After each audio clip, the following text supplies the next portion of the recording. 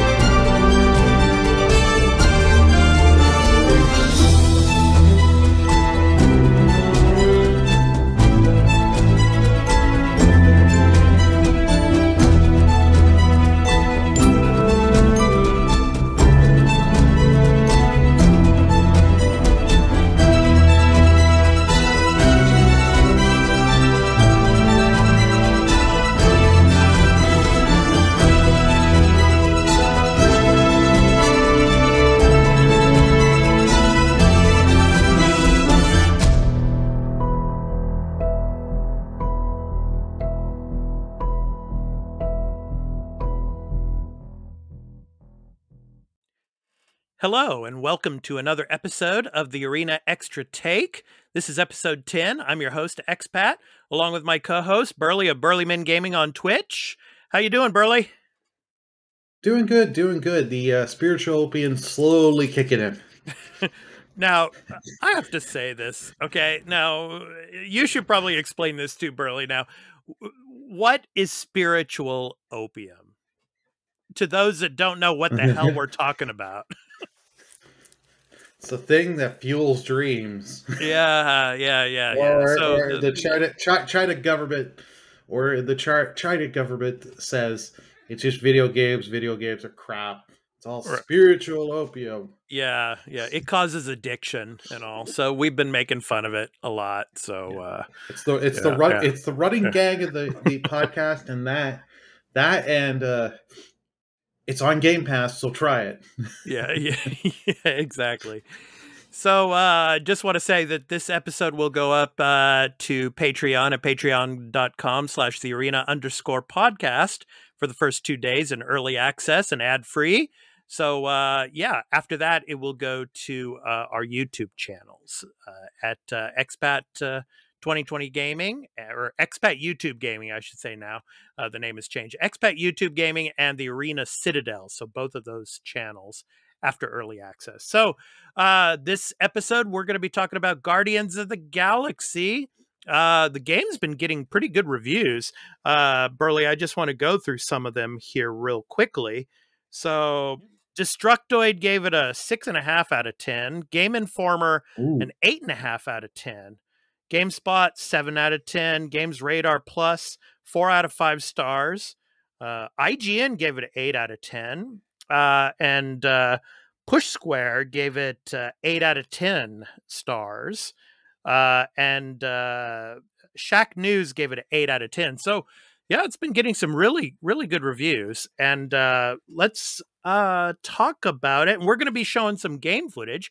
And I want to let everybody know that this is going to be a spoiler-free discussion. We're not going to give away any, game plots or anything like that, or what happens at the end of the game or anything. So Burly has played the game. I have not yet. So I'm coming at this from a perspective of not playing it yet. So Burly's going to be going through it because he has completed the game and he has provided footage for us for this episode again. So I'm going to be asking him some questions from a person that hasn't played the game yet's perspective. Okay.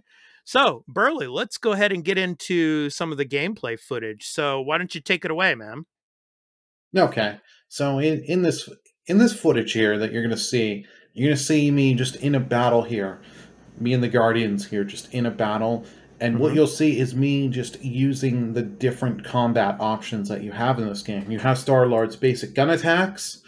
You have his elemental things. You'll see me switch throughout using the ice element and the electric element that I have at this point in the save, because I had to go back to a prior save just to get some footage. Mm-hmm. But you'll also see me using the tactic window, which you'll see come up where it'll show the 4 Guardians faces and me hitting their buttons to correspond, getting into their skill menu and doing their skills to interact with the battle and do damage and kill enemies. And this is something you will get used to fast. You have it is a huge thing. Like Peter, I played the game on hard mode. Peter does not do the most damage, but that's not the whole thing. You're not so much of you trying to kill yourself. You're trying to navigate your team and use their abilities and and different combinations to fit what's going on the battlefield at the time. Now, Burly, is Guardians of the Galaxy an open world game? No. But it is not just linear hallway through the whole game. This section, it is a little linear that I'm in. But in a lot of chapters you'll be thrown in an area, and it is a little open world, but it's not so massive your head explodes. It's you can take different paths, right? Find collectibles, find what are called components, which you use to craft to make Star-Lord's guns better, and get some upgrades for him. And there are little puzzles. And the neat thing, I couldn't show this off, unfortunately, but the collectibles are a really neat thing in this game. Instead of just, for your blank achievement process or trophy progress, they are that, but what you do is you pick them up. Star-Lord will do a little quip about one of them, and then he'll put them away. But when you go back to your ship, the Milano, you can go find them in the Milano. You can go up to them, press triangle, and Star-Lord will pick them up and chat, and then put them down. And then one of your other Guardians members will come up to you, and you'll get a little bit of dialogue on that. And you can learn a little bit either about their past or about the relic you find. It's just a little bit of extra world building. Tell us a little bit about the combat. Okay. The combat is very interesting in this because you've got to be quick. You're constantly got to watch your companion's skills, start getting them off, as well as using your own skills as Star-Lord. You have abilities to use your jet boots to get you up in the air so you can just rain down fire. You have an ability that you'll see I do a few times called the Eye There Hurricane, where he'll jump up, spin around, and shoot a bunch of blaster bolts and hit enemies, and some other abilities. But you're constantly doing that as well as using your melee attacks and just shooting the elemental guns.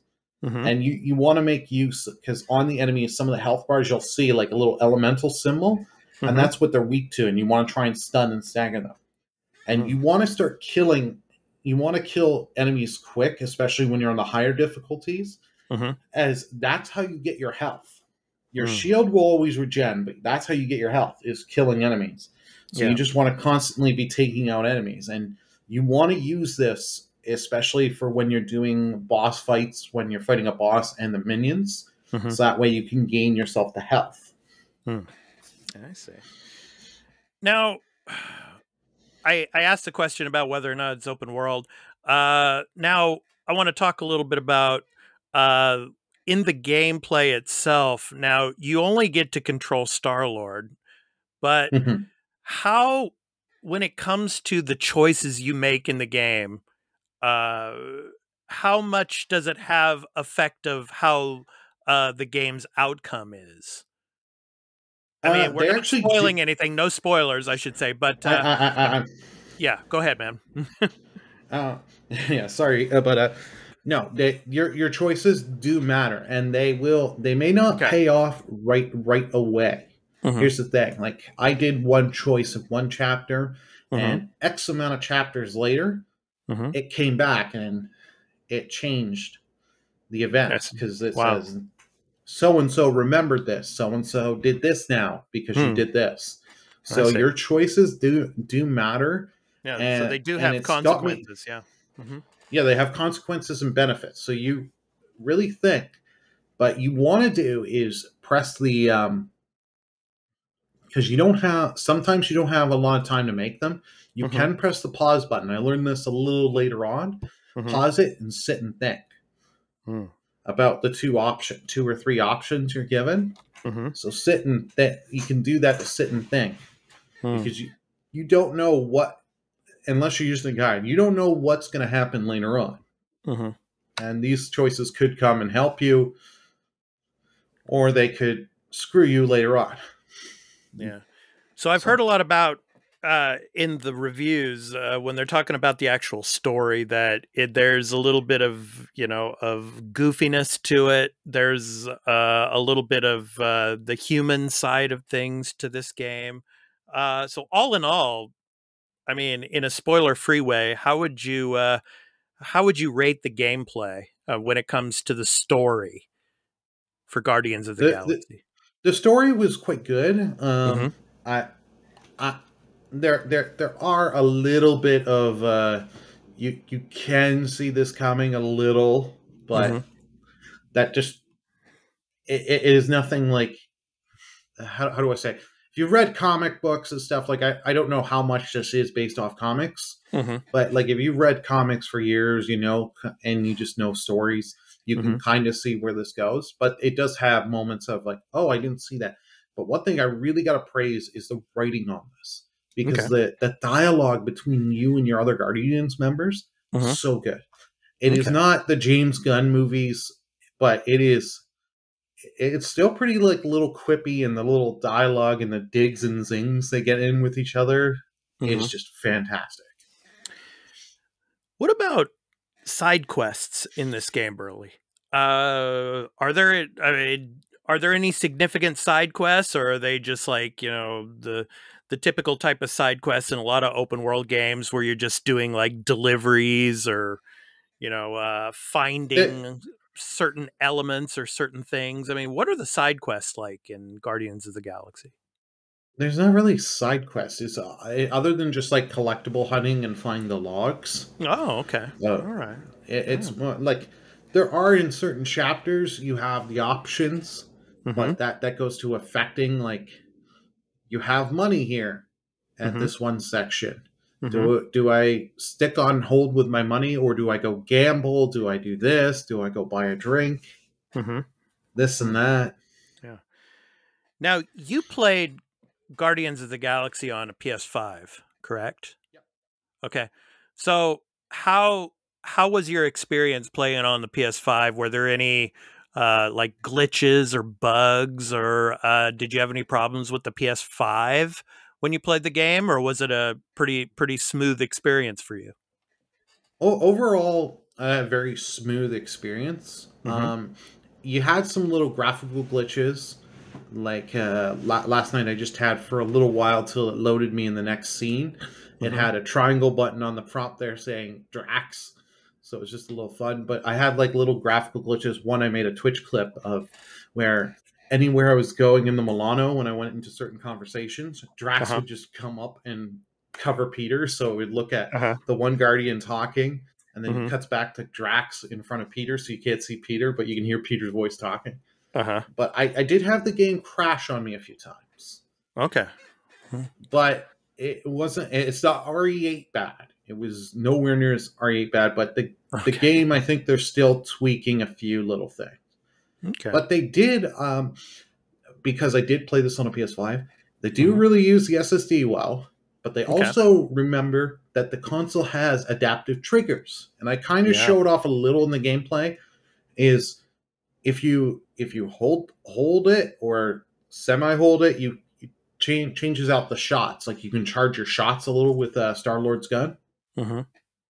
So now, of course, Burly, you are a Twitch streamer, and there's probably a lot of other Twitch streamers that are playing Guardians of the Galaxy. And I've heard that the playlist, the song playlist in this game is amazing. I mean, if you're like from the 80s or 90s, you're going to have a treat playing this game. But yeah, I mean, when it comes to actually streaming this game, how do streamers get around the, for example, the copyrights for the songs in this game, or are they muted? So how it goes is when you load up the game and you start your file, Yeah. it gives you like a preset of options, like you know your difficulty and all that. It will show you one of the things you can have, and you'll see on the footage, it'll say streamer mode on. I really hate that it just shows that on, but I think it's just a flag for Twitch's autobot. It'll tell you if you put it to streamer mode, it won't play. Like you do have in the ship, you have like your tons of music, like you got Kickstart My Heart by Motley Crue, I Love It Loud by Kiss, Never Gonna Give You Up, Rick Ashley. So many of your like late 70s, early 80s hits that you're gonna enjoy. Wang Chung. Oh yeah. You're good stuff, man. You'll find something there for you. But Tears for Fears. There you go, man. Yep, we could sit here naming songs, I'm sure. I know, man. Yeah. Well, hey, man, this goes back to my high school days. So this would be a treat for me, especially. Yeah, but anyway, Turn Up the Radio, I think, is on there by Autograph. Oh yeah. One of those one and done bands. Yeah. But the one thing they did for streamer mode is it gives you the original soundtrack that IU's Montreal sound producer did, and a bunch of the people under him, because he made a fictional band in the game called Star-Lord. And because I bought the deluxe edition, I got digital copy on my PS5 for that soundtrack and also on my computer, so I have it on my phone. And the main theme, Zero to Hero, such a good song. And like when you use the huddle up, I couldn't show it. I unfortunately couldn't get it off there. When you do that and do the huddle, you get everyone's like invincible and their specials recharge quick, but you'll get some of those original tracks playing. And there's some really good bangers, whatever you want to call them, great tunes. I highly recommend checking out the soundtrack, like especially Zero to Hero. They made a little music video for it that's like if you're into the 80s, I'm sure there's some nostalgia moments, like for you, since you've lived through the 80s. I'm sure there's some stuff you're going to go like, I remember that. I remember that. Right. And give you some good little memories. Okay. One other question about the in-game currency, so to speak. Are there any microtransactions in this game? Oh, microtransactions. It's nice to play a game, no microtransactions. And I don't even know how you could do it, because the nice thing is, like, all the outfits, you find them. You just have to find them on the chests in the world. So it's like perfect. And one thing I wanted to make mention of earlier is the difficulty settings in this game. I showed off earlier in the footage. This has got some of the best difficulty settings I've seen in my life. That you can play the game how you want to. So if you want to play on hard mode, where you take a lot of damage, but you also want to tune it that my things recharge even slower, or I do high damage, you can set that. You can customize the difficulty to the way you want, so you can customize your experience. That's awesome. Like, I mean, like someone who's a complete beginner in gaming, they can enjoy this game.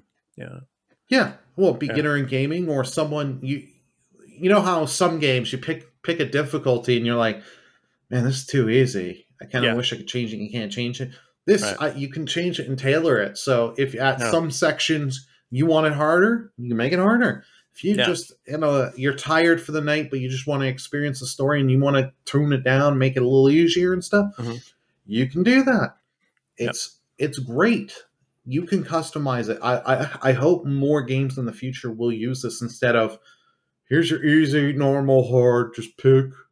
No, pick and change. Pick and change. Like, this is something I like, because I could customize. This gives you more replayability than me. Okay, I beat the game on normal. Now I might as well try it at hard. No, I now can try different sections with difficulty options and just go back and keep playing. Cool. That's awesome. Okay, Burly, I have another question for you. So, after playing this, now we're in November, and of course, the Game Awards are next month. Could this be a Game of the Year contender? No. I like this game a lot. It is not perfect. It is a good game, but against some of those heavy hitters that we have for Game of the Year this year, right? This does not beat Psychonauts 2. This does not beat Ratchet and Clank Rift Apart. Okay. Those are a little bit more. Those I find are just a bit more polished. Okay. Like there's not. Don't get me wrong. I love this game, but I can't see this as Game of the Year material. This is a damn fine game, and I highly recommend people pick it up and play. Yeah, and as we get closer to the end of the year and closer to the Game Awards, we're going to be talking about more of the Game of the Year contenders and the actual nominees that are going to be coming out for the Game Awards as well on the podcast that we do. So,